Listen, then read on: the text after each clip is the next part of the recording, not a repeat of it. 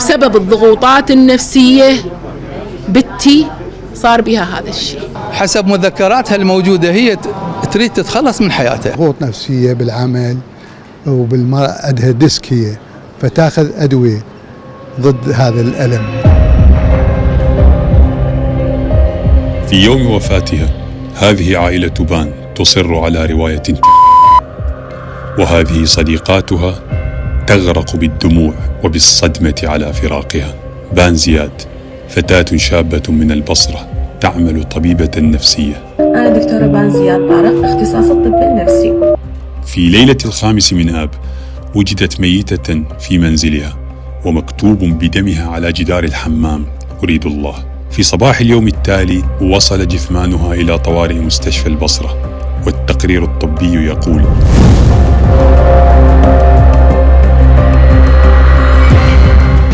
ولا توجد شكوى من جهة أخرى أو من أي شخص آخر غير ذلك. لا شكوى قدمت، والعائلة تقول أن ابنتنا أنهت حياتها بنفسها.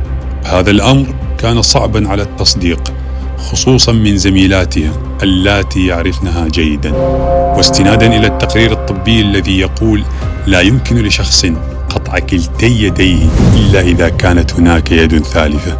وبضغط من مجتمعها تدخل مكتب حقوق الإنسان وشكك في رواية الانتحار، وتحولت إلى رأي عام، وبدأ المدونون يجمعون أدلة من فضاء الإنترنت، منها أنها كانت تنشر مواضيع إيجابية قبل وفاتها.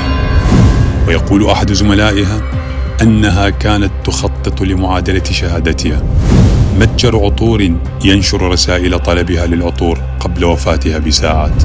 وهناك من يقول إن أخاها كان يشارك سلوكا منحرفا على صفحاته، منها صور انتحار ورسوم غامضة تستدعي الكشف.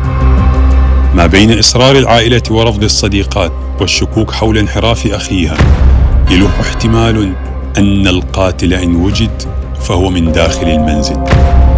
هذا الضغط الهائل أعاد القضية إلى الصفر، الجثة إلى التشريح، وصحة البصرة توعز بتشكيل لجنة من 3 أطباء لكتابة التقرير الخاص بتشريح جثمانها.